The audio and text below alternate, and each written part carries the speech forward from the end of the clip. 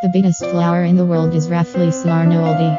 Rafflesia arnoldii is a plant whose survival depends on its host source. This flower is often attached to liana stems, namely vines from the genus Tetrastigma. Tetrastigma properties that contain a lot of water indicate the Raflesia is resistant to drought. The first Raflesia was designated as national interest through Presidential Decree No. 4 of 1993 signed by President Soeharto. At present, IUCN's Raflesia conservation status falls into the category of endangered. Then what is the history of the discovery of flowers that have the characteristic of foul-smelling like this carcass?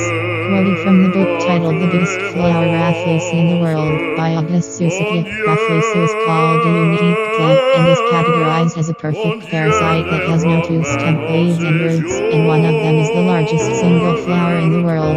Dr. Joseph Arnold, a doctor, nature lover and explorer in the 19th century, was very amazed when he first saw this type of arnoldii flower in the interior of Mana, South Bengkulu in 1818, because this flower could boom up to 110 cm.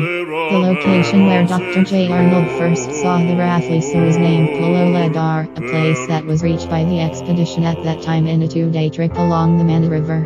Dr. J. Arnold, whose name was immortalized in one type of Rafflesia, died of malaria during an expedition in the area. The process of naming the first time for this type of Rafflesia has its own story, which involved intrigue, politics, and greed. Actually, the first foreigners saw the type of Rafflesia, not Stamford Raffles or Dr. Joseph Arnold, but Louis Auguste Descamps, a doctor and natural explorer from France, who at the end of the 18th century sailed to Java.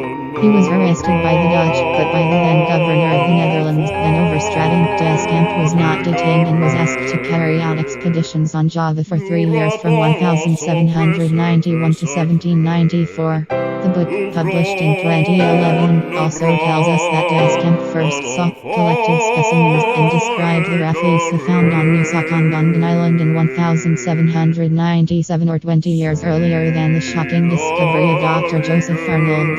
Then in 1798 Descamps returned to France with all his collections. When approaching the English Channel, his ship was captured and all of his collection was seized by the British. At that time, after seeing the spoils of specimen collections, British botanists realized that Descamps had found a species that was very unique and never seen before, and there was a kind of secret competition between botanists about who would publish that amazing type. They also had the income of whoever they are. The astonishing type must be described or named by the British, not the Dutch or you.